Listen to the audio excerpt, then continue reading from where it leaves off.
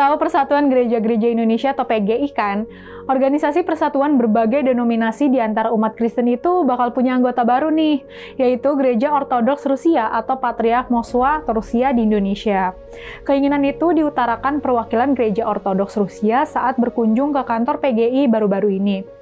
Kata Sekretaris Umum Pendeta Jaki Manuputi, tujuan kedatangan mereka ingin minta saran terkait proses registrasi kepada pemerintah Indonesia dan sebagai anggota PGI. Itu dilakuin lantaran pengalaman mereka mengurus registrasi di beberapa negara di ASEAN yang nggak mudah, karena banyaknya dokumen yang harus dilengkapi. Kepada perwakilan Gereja Ortodoks Rusia, Pendeta Jaki bilang yang harus disiapkan adalah akte sinode buat didaftarkan di Kementerian Hukum dan HAM. Asal tahu aja nih, keinginan Gereja Ortodoks Rusia bergabung dengan PGI sebenarnya udah diutarain setahun lalu.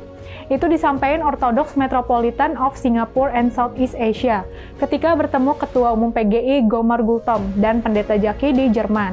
By the way, Orthodox Metropolitan of Singapore and Southeast Asia membawahi 4 diosis ortodoks di Asia Tenggara yang beranggotakan 13 negara, termasuk Indonesia. PGI mendukung penuh niat Gereja Ortodoks Rusia dan siap membantu proses registrasi, termasuk mengurus sistem keanggotaan di PGI yang beragam jenisnya.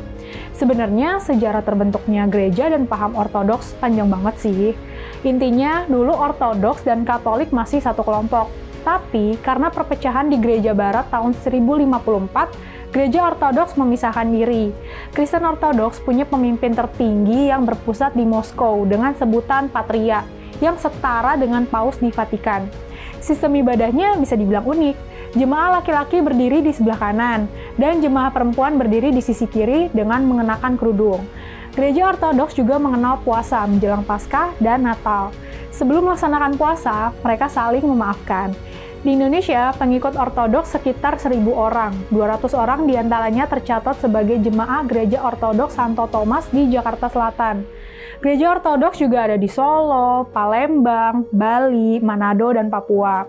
Mudah-mudahan Gereja Ortodoks Rusia bisa diterima bergabung dan ikut mewarnai kehidupan keagamaan di Indonesia.